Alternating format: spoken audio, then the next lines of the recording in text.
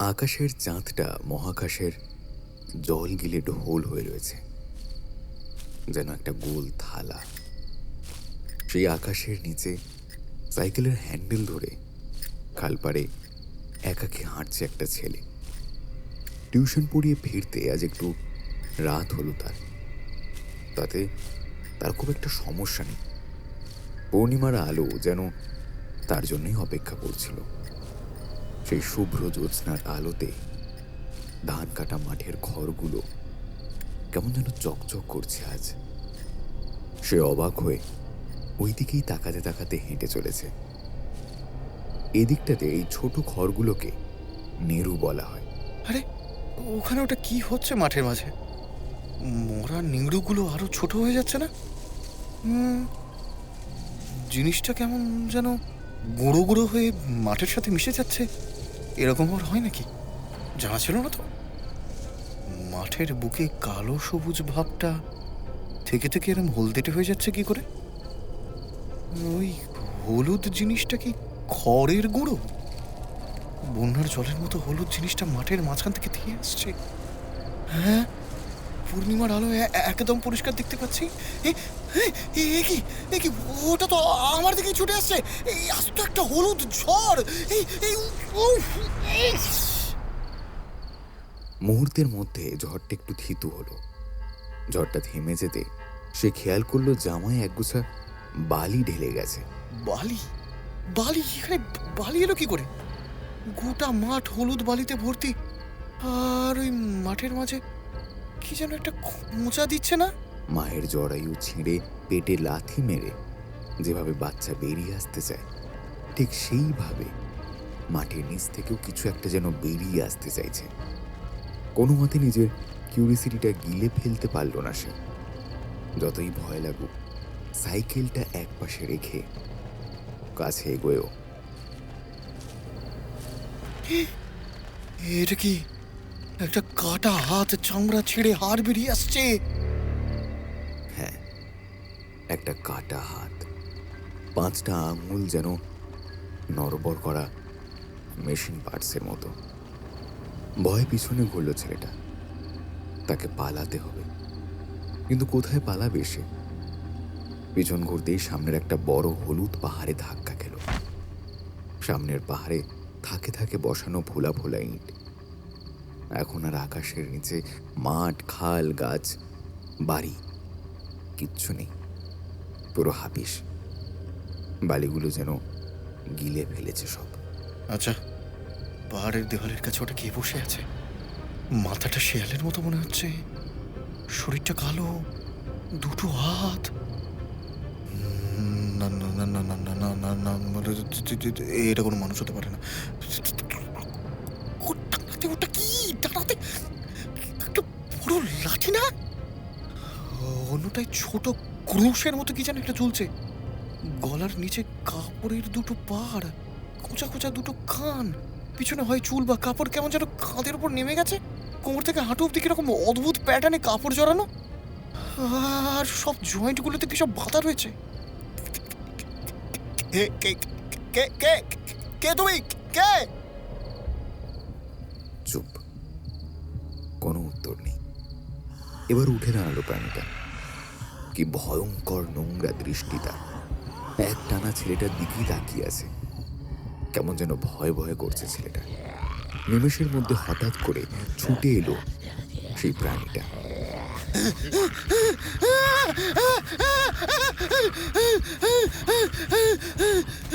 ওর নিঃশ্বাস ছুটছে কামানের গুলির মতো। সামনে শুধু কেমন সব পিরামিডের মতো পাহাড়, মাথা উঁচু করে কিলবিল করছে। সেই পিরামিডের পাহাড়গুলোর মাঝে অজানা সব গলি। ছুটতে ছুটতে এরকমই একটা গলিতে হঠাৎ থমকে দাঁড়ালো সে। পেছনে অদ্ভুত প্রাণীটা তাড়া করেছে সে জানে, তাও কেন থমকে গেল? তবে কি তার সামনে নিজের জীবন্ত স্মৃতি দেখে থমকে দাঁড়ালো সে?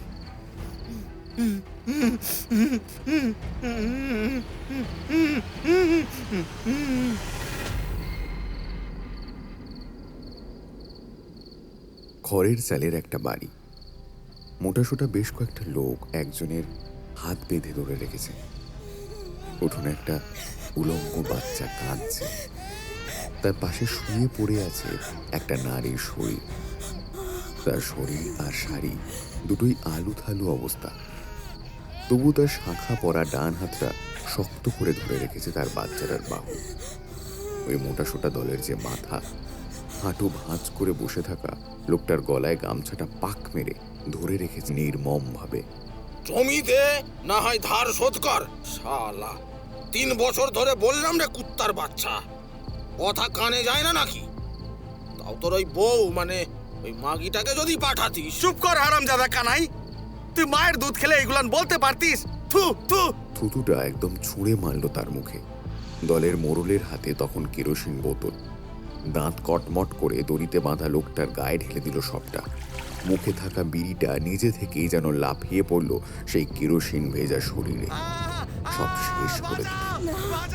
ছেলেটার চোখের সামনে দাউ দাউ করে আগুনে পড়ছে একটা ব্যর্থ বাপ, ঋণ শোধ করতে না পারা একটা ব্যর্থ শ্রমিকের দেহ। বাচ্চাটা ফুপিয়ে কাঁদছে সেই আগুনে পোড়া মাংসের দিকে তাকিয়ে। তার ডান হাত টেনে ধরছে একটা বউ। শাড়িটা কেমন এলোমেলো, মেঘের টুকরো। সে শক্ত করে ধরে রেখেছে তার নগ্ন বাচ্চাটাকে। ওদিকে আগুনে পুড়ছে তার বরের কালো লোক। তার আঁচলটাতেও একটু ধরেছে সে আগুনের রেশ। এবারে কিছু না ভেবে উদ্ভ্রান্তের মতো ছুটছে তার আলতা পরা 2 চরণ।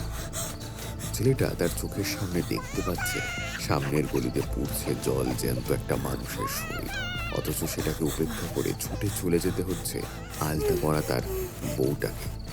এই বিকট দৃশ্য সহ্য করতে না পেরে আবারও ঊর্ধ্বশ্বাসে ছুটতে শুরু করেছে। তাকে পালাতে হবে, পালাতে হবে অন্য গলিতে, অন্য কোনো আশ্রয়ে।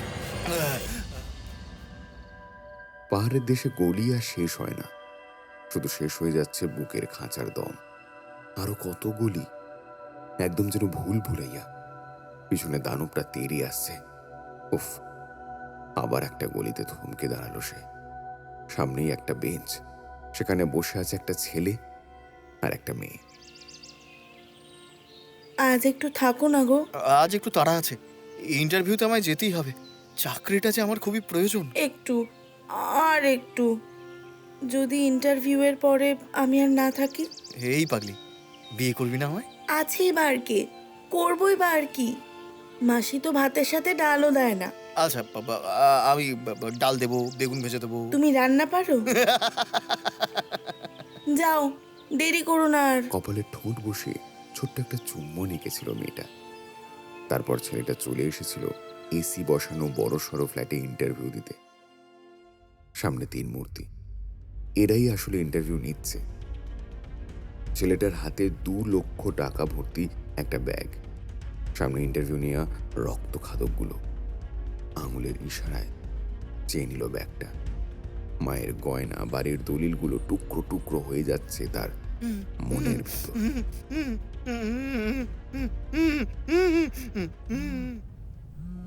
ইন্টারভিউ রুমে বসে থাকা অবস্থায় ফোনটা তার ভাইব্রেট করছে।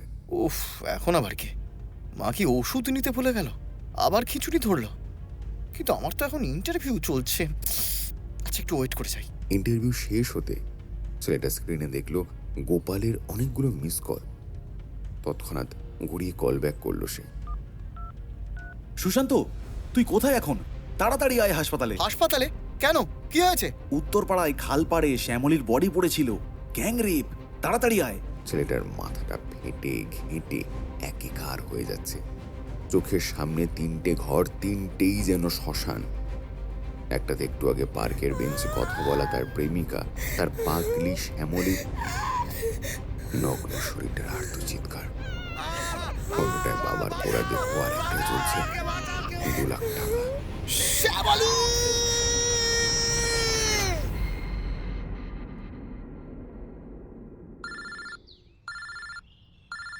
হ্যালো, হ্যাঁ সুশান্ত বলছি। দেখো, তোমার ব্লাড রিপোর্টটা সম্ভবত তুমি পেয়েছো, তাই না?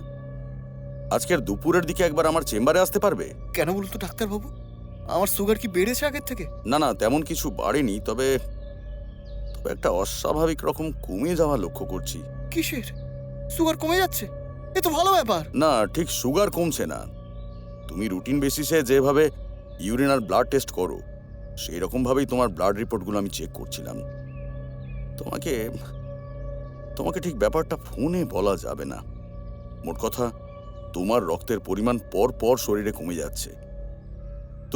তুমি দুপুরে একবার আমার চেম্বারে এসো তো, I will explain you. Sushant Maity সুন্দরবনের ছেলে, কয়েক মাস হলো মফস্বলে এসেছে। গ্র্যাজুয়েশন কমপ্লিট, দুর্ভিক্ষের মার্কেটে চাকরির জন্য প্রস্তুতি নিচ্ছে। রবিবার করে বাড়ি যাবার সুবিধা হবে বলে লক্ষ্মীকান্তপুর রেল স্টেশনের কাছে বাসাবাড়ি নিয়েছে মন্দির বাজার এলাকায়। সেখানে রিকনস্ট্রাক্ট করা একটা অ্যান্টিক ভাড়া বাড়িতে উঠেছে। পেটের টানে কটা টিউশন করে, নয় নয় করে ওর 30 পেরিয়েছে।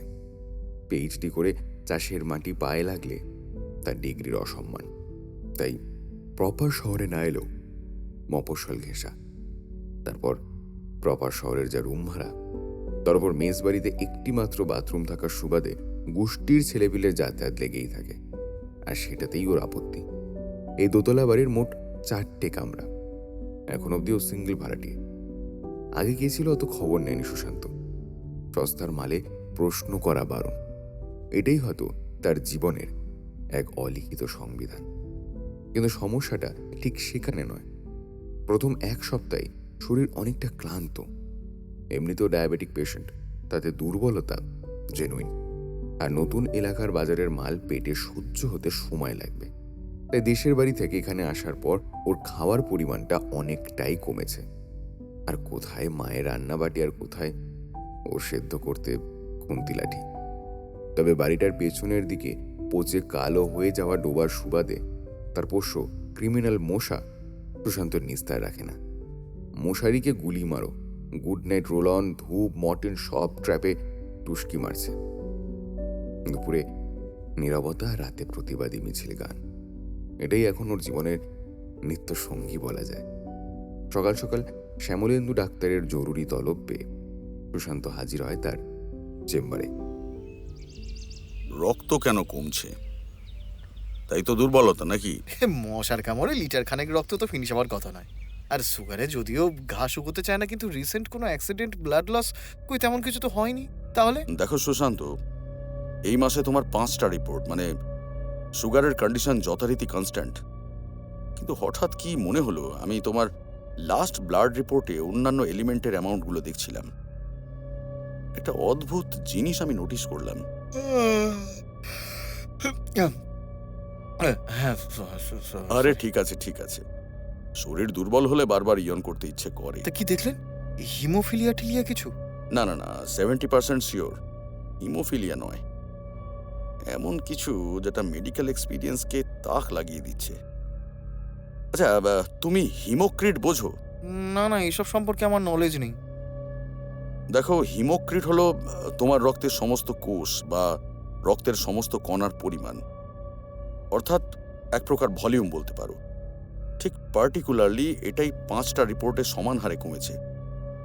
কিন্তু শুধু আরবিসি বা ডাব্লিউবিসি বা প্লেটলেট, এইগুলোর পরিমাণ কিন্তু ওকে, অর্থাৎ প্রত্যেকটা কোষ নিজের নিজের জায়গায় তাদের সংখ্যায় ঠিক আছে। কিন্তু যখন সবগুলো একসাথে পরিমাণ হচ্ছে, সেই ক্ষেত্রে দেখা যাচ্ছে তোমার শরীরে রক্তাল্পতা। এরকম এরকম অদ্ভুত ব্যাপার না আমি কখনো পড়েছি, আর না আমি কোনো পেশেন্টের আগে দেখেছি। আমি আমি কি ব্যাপারটা তোমাকে বোঝাতে পারলাম? আবার হাই তুলে ফেলল সুশান্ত। মাথার সামনের দিকে খানিকটা চুল ঝেড়ে নিয়ে বলল, কি বলি বলুন তো? আপনি আপনার মতো ট্রিটমেন্ট করুন না, আপনার হাতেই তো সব।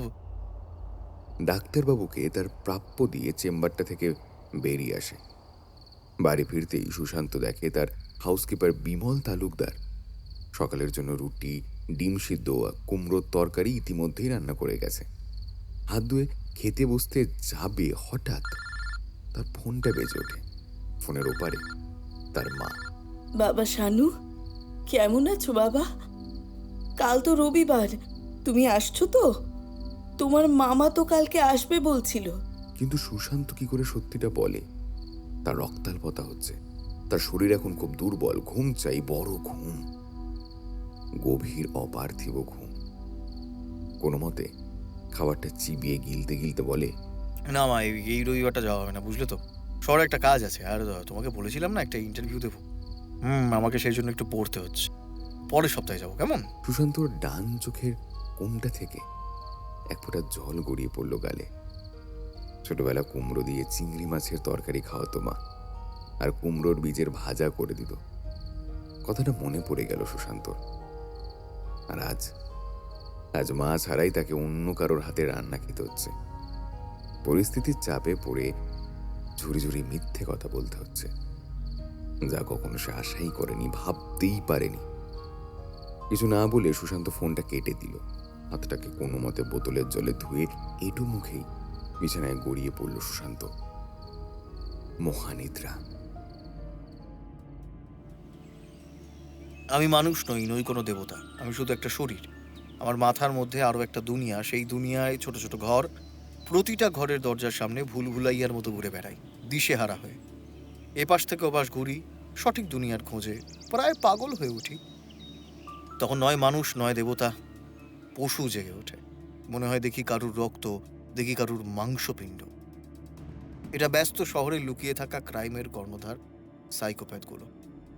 মস্তিষ্কটা উদ্ভ্রান্ত। লেখক অনিল সোমের মৃত্যুর দ্বন্দ্ব। প্রোটাগনিস্টের দিক থেকে লেখা গল্প। বাংলা সাহিত্যে কম, মনোজ সেনও এরকম গল্প লিখে থাকেন। স্যার, এদের জন্ম হয় কোন উদ্দেশ্যে? না, বিশেষ করে সত্য ঘটনা অবলম্বনে যে সমস্ত সাইকো কিলারদের ব্যাপারে আমরা শুনে থাকি বা পড়ে থাকি, তাদের কিছু কিছু আছে যারা আমাদের তথাকথিত ডেফিনেশন অনুযায়ী শয়তান। ডাস্টার আর চক রেখে দিয়ে একটু চুপ করে দাঁড়ালো সুশান্ত। এ যেন সাহিত্য নয়, ক্রিমিনোলজির ক্লাস চলছে। দেখো সৌমেন, তোমার কথার মধ্যে যেটা লুকিয়ে আছে সেটা মূলতই একটা পলিটিক্যাল প্রোপাগান্ডা। মানুষ থেকে যেমন সাধনার মাধ্যমে দেবতাতে যাওয়া যায়, তেমনই মানুষ থেকে অবসাধনার মাধ্যমে অসুরেও নেমে আসা যায়। আর যতই সমাজের জন্য ক্ষতিকর মনুষ্য দানবকে, সমাজের জন্য ক্ষতিকর মনুষ্য দানবকে মেরে এই সাইকোরা মনে করে যে তারা ওই সমাজের জন্য ভগবান। আসলে কিন্তু ওরা মানুষের প্রশংসা আর নিজেদের নার্ভের উত্তেজনা মেটাতে সব কাজ করে থাকে। ব্যাখ্যা দিতে দিতে তার জিভটা জড়িয়ে যাচ্ছে মাঝে মাঝে। দুর্বলতা চরম মাত্রায়, ব্লাড প্রেশারটা লো। এইভাবে যেন ওদের চোখের সামনে ধরো হাজারটা প্রজাপতি ডানা মেলে ঘুরে যায়। তাদের অদ্ভুত সব স্ট্রাকচার আর নকশার মাঝে এরা হ্যালুসিনেট করে। বিভিন্ন রঙিন রঙিন প্রাণীর শারীরিক অবয়ব আর নকশার মধ্যে চোখ দুটো ধাঁধিয়ে যায়। এরা সবাই প্রকৃত মানসিক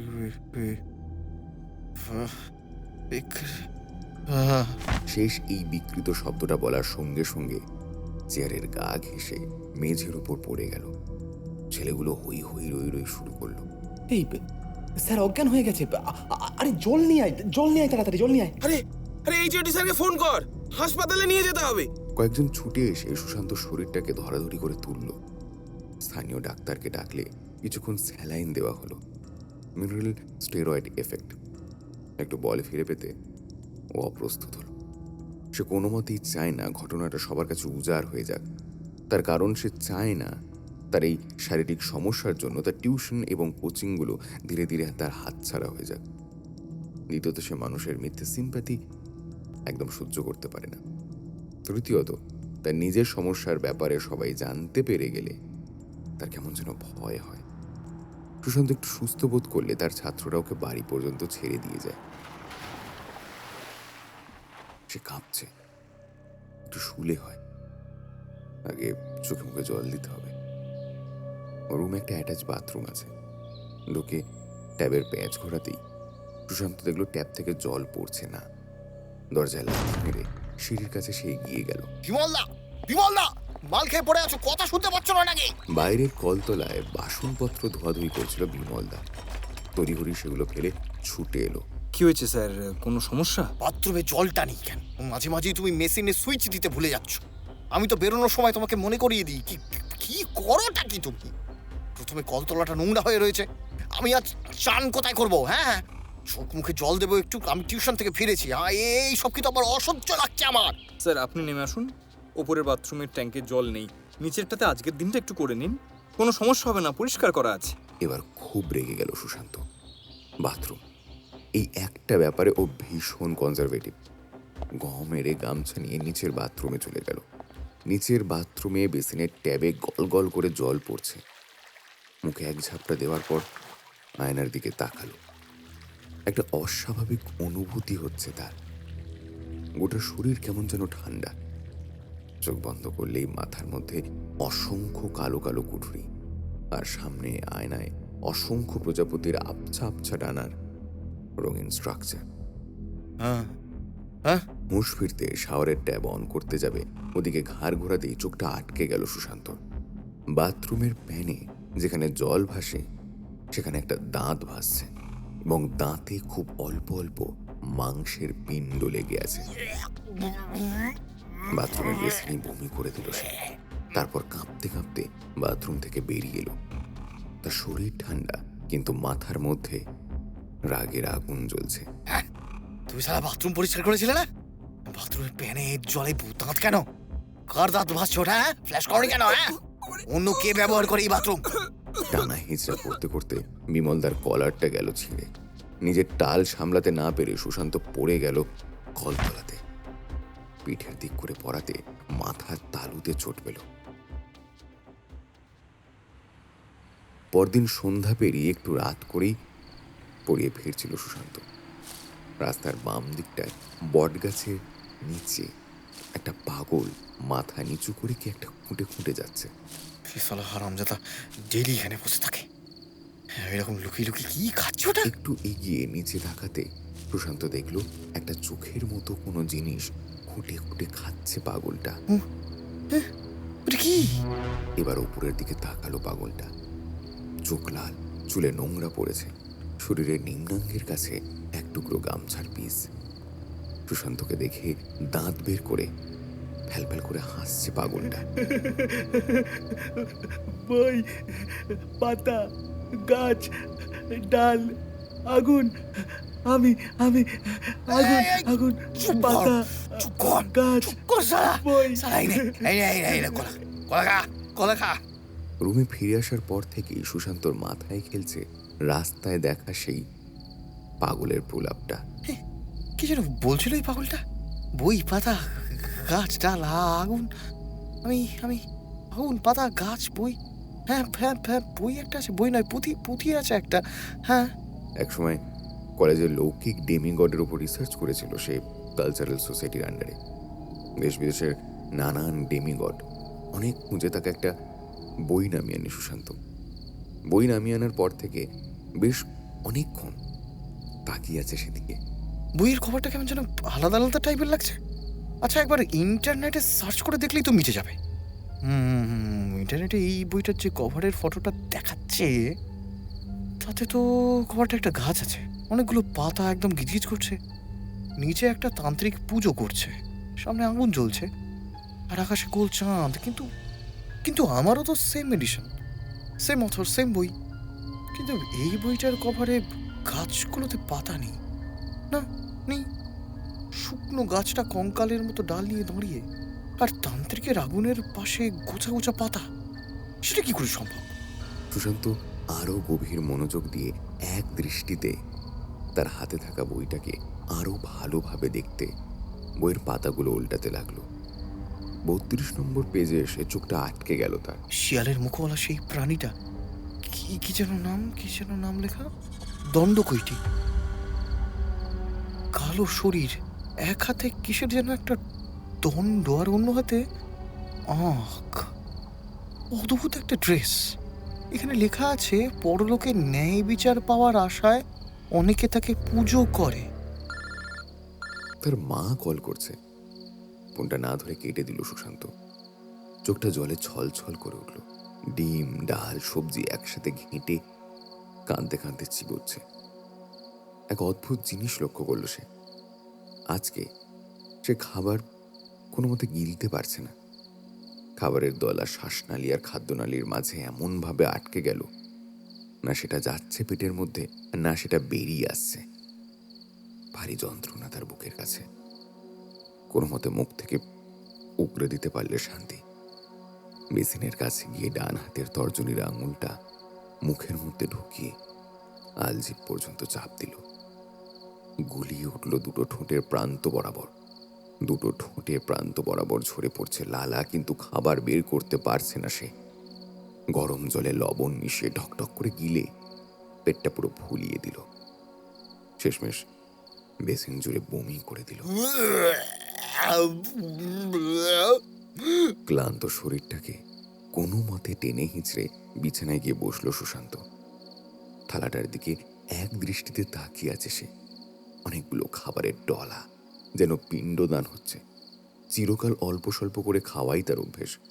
এরকম আদিম অসভ্য বন মানুষের মতো একসাথে চটকায় না সে। ভাবতে ভাবতে তার আবার খুব শীত করছে। জানলার বাইরের আকাশের পূর্ণিমার চাঁদে যেন এক প্রকার শান্তি। দূরের ফাঁকা জমি থেকে বয়ে আসছে হালকা বাতাস। এরকম পরিবেশেও তার আবার শীত করছে। এঁটো থালাগুলো না ধুয়ে বিছানার এক কোণে পড়ে থাকা চাদরটা আবার গায়ে টেনে নিল। হ্যাঁ, এতদিন সে ওই চাদরটা ব্যবহার করে ঘুমাচ্ছে, কারণ মাঝে মাঝে তার শীত শীত করত। তাই হালকা পরিবেশও চাদর গায়ে দেয়। পায়ের কাছে আবার যেন কেউ সূচ ফুটছে। অমনি একটা চর মারল। ঘুম সালা আজ হবেই না মনে হচ্ছে। হাট! পশ্চিমের জানলাটা খুলতে গিয়ে একটু আকাশের দিকে তাকালো। পূর্ণিমার চাঁদটা যেন পুনর্যৌবন পেয়েছে। ওদের বাড়িতে প্রতি পূর্ণিমাতে ওর মা কি যেন একটা পুজো করত, আর সেই রাতগুলোতে ওর মাকে সারা রাত জেগে থাকতে হতো। তখন সারা রাত ওর মা ওকে বিভিন্ন গল্প শোনাতো। গল্প বলতে বলতে ভোর হয়ে যেত, কিন্তু সুশান্ত কখন যে মায়ের কোলে মাথা রেখে ঘুমিয়ে যেত সেটাও নিজেও জানে না। বিছানায় এসে ভারী বুক নিয়ে বসল সুশান্ত। কষ্টে তার চোখটা ভিজে গেল। সামনে থাকা মগটা তুলে ঢকঢক করে জল খেয়ে নিল। তারপরে আবার বিছানায় ঘুমিয়ে যাওয়ার চেষ্টা করল। বেশ কিছুক্ষণ পর সুশান্ত ষষ্ঠেন্দ্রিয় বলল, সারা রুম জুড়ে যেন কিছু একটা শব্দ হচ্ছে, যেন রুমের ছাদ থেকে মেঝেতে কিছু একটা পড়ছে। জল নয়, কারণ ও রুমের ওপরই জলের ট্যাঙ্কিটা রয়েছে। সেটাতে যদি সমস্যা থাকেও, আর ধরে নিলাম যদি ছাদটা দুর্বল থাকে, তাহলে জল টপটপ করে পড়ার কথা। কিন্তু এখন ছাদ থেকে মেঝেতে যে জিনিসটা পড়ছে তার শব্দটা টপ টপ নয়, অন্যরকম। বালিশের পাশে রাখা ফোনের ফ্ল্যাশ লাইটটা জ্বেলে যখন মেঝের দিকে তাকালো, একটা অদ্ভুত জিনিস দেখে সুশান্ত বিছানার এক কোণে ঠিকরে গেল। তার গোটা মেঝে জুড়ে যেখানে সেখানে লতপত করে জোঁক ঘুরে বেড়াচ্ছে। তারপর যখন ধীরে ধীরে কাঁপা কাঁপা হাতে আর কাঁপা কাঁপা মুখে ছাদের দিকে লাইট ফেলল, এসব কি দেখছে সুশান্ত? সম্পূর্ণ ছাদটা কিলবিল করছে অসংখ্য জোঁকে। তারপর সেই ছাদের জোঁকগুলো দেওয়াল বরাবর নেমে মেঝেতে এগিয়ে আসছে, আর কেউ কেউ একদম ছাদ থেকে মেঝেতে টপ টপ করে পড়ছে। তারপরেই ঘটল এক অপ্রত্যাশিত ঘটনা। কালো কালো চোখের সামনের অদ্ভুত বিকৃতি মুখে ভেতরটা বেরিয়ে এসে আবার ঢুকে যাচ্ছে, আর সেগুলো সুশান্তর বিছানার দিকে ধীরে ধীরে এগিয়ে আসছে। পায়ের কাছে পড়ে থাকা চাদরটা নিয়ে সুশান্ত নিজের গায়ের ওপর ঢাকা দেওয়ার চেষ্টা করল।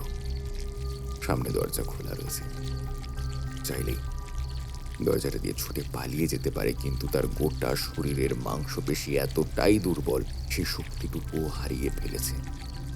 ধীরে ধীরে চোখগুলো তার কাছে এগিয়ে এলো। তারপর বিছানার পায়া বেয়ে উপরের দিকে উঠে আসছে। এবারে সুশান্তর একদম চামড়ার দিকে এগিয়ে আসছে। যেটার ভয় পাচ্ছিল এতক্ষণ সুশান্ত, সেটাই হলো। তার চামড়ার আস্তরণ ভেদ করে চোখগুলো চামড়ায় মুখ ঝাঁকিয়ে দিল। তার হাতে, তার পায়ে, তার গোটা শরীরটাতে ধীরে ধীরে ভর্তি হয়ে যাচ্ছে চোখ। কি তীব্র যন্ত্রণা! সারা শরীরে রক্ত চুষে চুষে নিচ্ছে।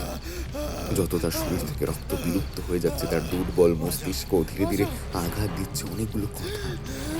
তাহলে কি তোর প্রত্যেকদিন খোলা জানালার যেখান সেখান থেকে যোগ ঢুকে তার রক্ত চুষে খায়, নাকি মশার কামড়ে তার এই অবস্থা? কালকের সূর্যটা কি সুশান্তর জন্য অপেক্ষা করছে? চেঁচে উঠল সুশান্ত। বাঁচাও, বাঁচাও, বাঁচাও, কি যন্ত্রণা! আমাকে আমাকে বাঁচাও, আমাকে বাঁচাও, কি যন্ত্রণা! আমাকে বাঁচাও, আমাকে আমাকে বাঁচাও। ভয়ে কাঁপতে কাঁপতে হিম শরীরটা নিয়ে বিছানা থেকে উঠে বসলো সে। কোথায় যোগ? কোথায় তার শরীরের দাগ? খালি স্বপ্ন। এসব কি হচ্ছে, কেন হচ্ছে তার সাথে? ফোনটা তুলতেই ফোনের ওপার থেকে কোনো কথা এলো না। কিছুক্ষণ নীরবতা। তারপর কেউ একজন কর্কশ ভারী গলায় বলল, আমি অ্যাসিস্ট্যান্ট, প্রায়শ্চিত্ত ভিলার মালিকের অ্যাসিস্ট্যান্ট আমি। জেনে রেখো, কিছু পাপ কখনো তোমার পিছু ছাড়ে না, কিছু পাপ কখনো তোমার পিছু ছাড়বেও না, এমনকি সেটা আগের জন্মেরও পাপ হতে পারে। আপনি কে? আপনি কে? আপনার নাম কি? আপনি কোথা থেকে বলছেন? আমার নাম কালো ছায়া, মিস্টার কালো ছায়া ধর। মালিক? মালিক কে? কে তোমার মালিক? হ্যাঁ, প্রায়শ্চিত্ত ভিলা কোনটা? আরে এসব পাপ পুরো জন্ম কি বলছো তুমি? সময় এলে জানতে পারবে, সময়, শুধু সময়ের অপেক্ষা। তারপর কিছু না বলে সেই অদ্ভুত লোকটা ফোনটা ফট করে কেটে দিল। কিছুক্ষণ ভয়ের মধ্যে ডুবে থেকে সুশান্তর গলাটা শুকিয়ে গেল। পরের সপ্তাহে সে আবার শ্যামলেন্দুর কাছে যাবে। তখন তাকে সমস্ত কিছু খুলে বলতে হবে। কিন্তু এই প্রায়শ্চিত্ত ভিলা কি? আর কালো ছায়াধর এই আবার কেমন ধরনের অদ্ভুত নাম? ভয় কিছুটা থিতিয়ে যেতে সুশান্ত তার ফোনের ট্রু কলারটা অন করল। সে অচেনা মানুষের নাম্বারটা ফোনে সেভ করা ছিল না, কি নামে এই নাম্বারটা রেজিস্ট্রেট করা আছে সেটা দেখল।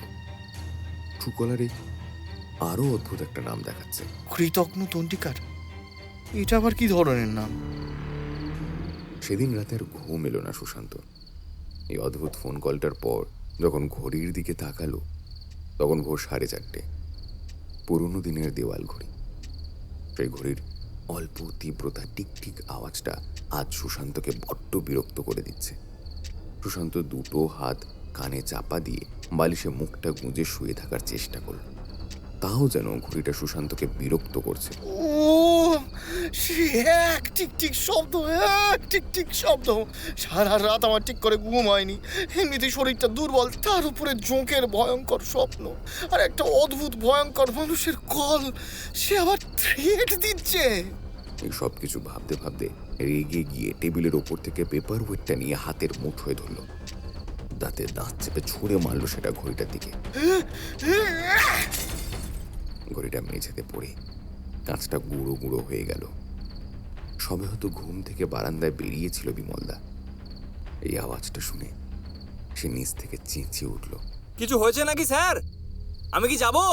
বিমলের গলা শুনে সুশান্তর এবার মনে পড়ে গেল আগের দিন বাথরুমে চান করতে গিয়ে প্যানের জলে ভেসে থাকা এক টুকরো দাঁতের কথা। তড়িঘড়ি করে জুতো না পরে ছুটে নিচে নেমে এলো। তারপর বিমলদার জামার কলারটা চেপে দাঁতে দাঁত চেপে চিৎকার করে জিজ্ঞেস করলো, এই এই বল বল বল বল বল বিমল, কে এসেছিল? কে এসেছিল এই বাথরুমে? বল, কোন শালার দাঁত ওটা? বল বল বল বল বল শালা, কোন শালার দাঁত ওটা? কালকে আমি কার দাঁত দেখেছি বল, আমাকে বল, আমাকে জানতেই হবে বিমল, না হলে আমি কিন্তু তোকে ছিঁড়ে ফেলবো। বল। ভয়ে বিমলদার মুখটা শুকিয়ে গেল। ঘাটটা নিচু করে সে দূরে সরে গেল। ততক্ষণে সুশান্ত তার কলার ছেড়ে দিয়েছে।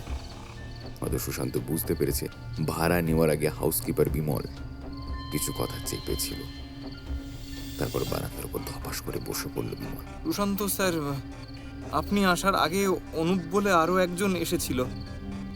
আপনি যেমন টিউশনি পড়ান, সেই ভাড়াটিয়ে ছবি আঁকতো। ছবি আঁকার মাস্টার ছিল, মধ্যবিত্ত পরিবারের ছেলে। 4 মাস থাকার পর হঠাৎ রক্তবমি হতে শুরু করলো তার সঙ্গে তার মুখের দাঁতগুলো পড়তে থাকলো, আর শরীরের বিভিন্ন জায়গায় ফুটো ফুটো দাগ তৈরি হলো, যেন সেগুলো থেকে রক্ত বেরিয়ে গেছে। 9 মাস যেতে না যেতেই সে মারা গেল। তারপর অনেক মাস হয়ে গেছে এই ব্যাপার নিয়ে চর্চা করা ছেড়ে দিয়েছে সবাই। এমনিতেই এই বাসা বাড়িটা মফস্বলের ভেতরের দিকে, তাই কেউ খুব একটা মাথা ঘামায় না।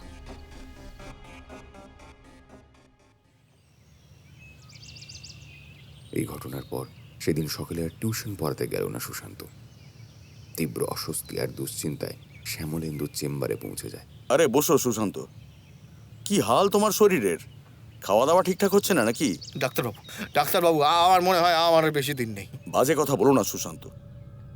তোমার ব্লাড টেস্টের রিপোর্ট করাতে দিয়েছিলাম, তেমন কোনো হিমোফিলিয়া বা জন্ডিস রক্তজনিত কোনো রকম সমস্যা তোমার নেই, কিন্তু কিন্তু তবুও কি ডাক্তার?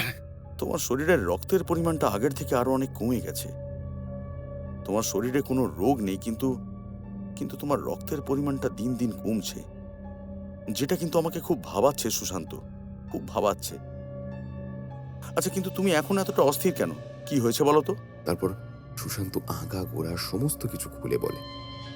বাসা বাড়িতে দেখা এক টুকরো দাঁত থেকে সেই অদ্ভুত ফোন কলের কথা সবকিছু শুনে শ্যামলেন্দুর চোয়ালটা কেমন যেন শক্ত হয়ে যায়। তারপর চোখে থাকা পুরো চশমার ফ্রেমটা নামিয়ে গম্ভীরভাবে জিজ্ঞেস করলো, দেখো সুশান্ত, এই রক্তাল্পতায় কিন্তু মানসিক সমস্যা হতে পারে। আসলে মস্তিষ্কে অক্সিজেনের অভাবের জন্য বিভিন্ন রকমের উদ্ভট স্বপ্ন এখন আসতে পারে, সেই বিষয়ে সন্দেহ নেই, আর সেখান থেকে বেরিয়ে আসার উপায়ও আছে।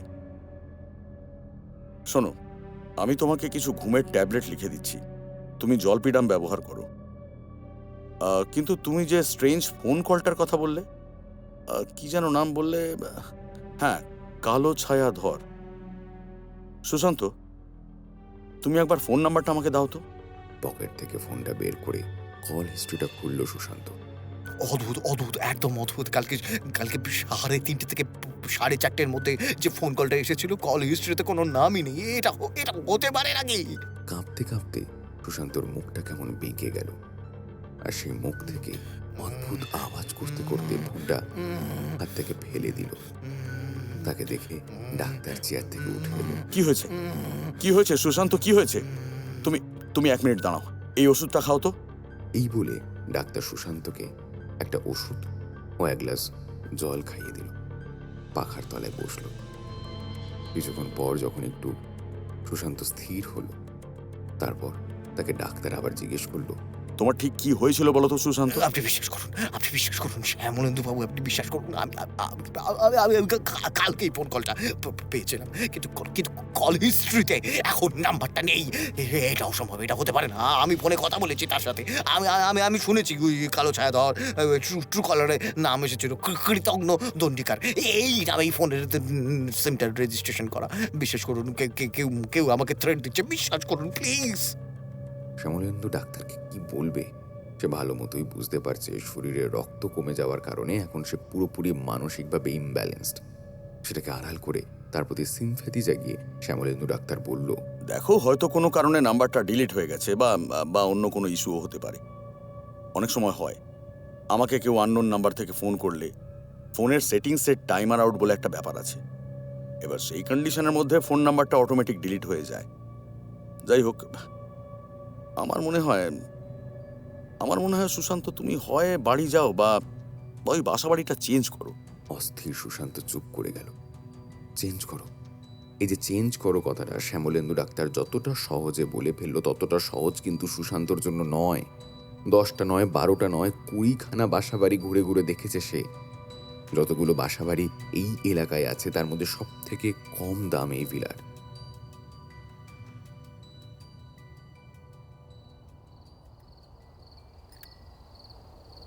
শ্যামলেন্দু ডাক্তারের চেম্বার থেকে বেরিয়ে সাইকেল চালিয়ে কিছু দূর এগিয়ে গেল সুশান্ত। তারপর হঠাৎ তার শরীরটা এত দুর্বল হতে শুরু করলো, পাটা সাইকেলের প্যাডেল থেকে পিছলে গেল, আর খুবই অপ্রত্যাশিতভাবে রাস্তার ধারে একটা নারকেল গাছের নিচে গিয়ে পড়ল। ভাগ্যে সেটা মফস্বলের রাস্তা, তেমন ব্যস্ত যানবাহন চলাচল করে না। সরু রাস্তার দুপাশে পুকুর, ডোবা, জমি, আর রাস্তার একদম ধার বরাবর সারি সারি নারকেল গাছ। নারকেল গাছের নিচে ঘাসের উপর দিয়ে পড়াতে হাতে পায়ে কোথাও তেমন চোট পেল না। ডাক্তারের চেম্বার দিক থেকেই আসছিল একজন লোক। পায়ে হেঁটে আসছিলেন তিনি। সুশান্তকে পড়ে থাকতে দেখে কাছে এগিয়ে এসে বলল, বাবু কি নতুন নাকি? আগে তো দেখিনি। ও হো হো হো হো হো হো। ও, লাগেনি তো খুব একটা। উঠুন উঠুন উঠুন দেখি। লোকটার ব্যাগের বোতলে জল ছিল। সেই দিয়ে সুশান্তর মুখ হাত ধুয়ে তাকে জল খেতে দিল। তারপর লোকটা জিজ্ঞেস করলো, তা কোন দিকে যাওয়া হচ্ছে? দুর্বল শরীরটা নারকেল গাছের গুঁড়িতে ঠেস দিয়ে সুশান্ত উত্তর দিল, ওই মন্দির বাজারের দিকে, চাপলা গ্রামে, শশধর ভিলার কাছে। শশধর ভিলা নামটা শুনে কেমন যেন মুখটা শুকিয়ে গেল এই আগন্তুক লোকটা। তারপর সে বলল, আচ্ছা ঠিক আছে চলেন, আমি ওই দিকেই যাচ্ছি। আপনি পিছনে উঠুন, আমি আপনাকে চালিয়ে নিয়ে যাচ্ছি আপনার সাইকেলে। না না, ঠিক ঠিক আছে, আমি পারবো, আমি চালিয়ে নিতে পারবো। আরে না মশাই, আপনার শরীরে এখন সেই ক্ষমতা নেই। সাইকেলে যেতে যেতে এবারে সে আগন্তুক লোকটা বলল, বাবু, শশধর বিলাতে উঠেছেন? কেন বলুন তো? না মানে ওই বাড়িটার ব্যাপারে খুব একটা ভালো কথা শুনিনি তো। তাছাড়াও তো অনেকেই বলে কয়েকশো বছরের পুরনো বাড়ি। তখন এসব জায়গায় নদী ছিল। এই যে পাশে ডোবাগুলো দেখছেন, এগুলো সব নদী ছিল। ওখানে ওই কিছু মানে থামলেন কেন, বলুন কিছু। কিছু অদ্ভুত অদ্ভুত দুর্ঘটনা ঘটে। রিকনস্ট্রাকশনের পরে যতগুলো ভাড়াটিয়া এসেছে তাদের মধ্যে হয় কেউ অল্প দিন থেকে চলে গেছে, বা কেউ মারা গেছে, বা কেউ পালিয়ে গেলেও মারাই গেছে। হ্যাঁ, কাল বাড়ির হাউসকিপারের কাছে শুনলাম একটা অদ্ভুত ঘটনা। দেখি কি করতে পারি। এখন তো হাতের কাছে তেমন কোনো বাড়ি নেই, খোঁজ নেব। বলতে বলতে কখন সুশান্তর বাসা বাড়ি চলে এসেছে খেয়াল হয়নি। সাইকেল থেকে নামার সময় সুশান্ত জিজ্ঞেস করলো সাইকেলের হাতলটা ধরে, আপনার নামটা একবার বলবেন বাবু? আগে আমার নাম অনুপ শাসমল। আমি আসি তাহলে, হ্যাঁ? আমার আবার দেরি হয়ে যাচ্ছে। বেশি কথা না বাড়িয়ে তড়িঘড়ি করে আগন্তুক এগিয়ে চলে গেল। তারপর সামনে রাস্তার বাঁকে কোথায় যেন মিশিয়ে গেল। হয়তো আরো কিছু সুশান্ত জিজ্ঞেস করতে যাবে, কিন্তু তার আগেই কথাগুলোর উত্তর অসম্পূর্ণ থেকে গেল। তারপর সাইকেলটা নিয়ে বাসা বাড়িতে ঢুকতে ঢুকতে চোখে পড়ল হাউসকিপার বিমল সামনের কিছু ফুলের টবে জল দিচ্ছে। তার দিকে তাকাতেই একটা অদ্ভুত নাম মনে পড়ে গেল সুশান্তর। আচ্ছা, আগের দিন বিমলদা কি যেন নাম বলেছিল? অনুপ বলে আগে এখানে একটা ভাড়াটিয়ে থাকতো, রক্তবমি আর মুখের দাঁত পড়ে মারা যায়। আর একটু আগে যে আমাকে সাইকেলে ছেড়ে দিয়ে গেল, সেই লোকটিও তো, তার নাম বলো অনুপ। না, দুনিয়াতে একটা অনুপ আছে নাকি? একটা অনুপ হয়, হাজার হাজার অনুপ আছে। কি সব বলতে বল ভাবছি আমি। তারপরেও যেন সুশান্তর মন আর শান্ত হচ্ছে না। তাই সে আগ বাড়িয়ে বিমলদাকে জিজ্ঞেস করলো, বিমলদা, কালকের ওই ব্যবহারের জন্য আমি সত্যি দুঃখিত। তুমি যে কালকে ছেলেটার নাম বলেছিলে না, ওর পুরো নাম কি? ওর পুরো নাম? বিমলদা একটু ভেবে গামছায় হাতটা মুছতে মুছতে মনে করার চেষ্টা করলো। তারপর বলল, ও হ্যাঁ, অনুপ, অনুপ শাসমল। অনুপ শাসমল আকার মাস্টার মশাই।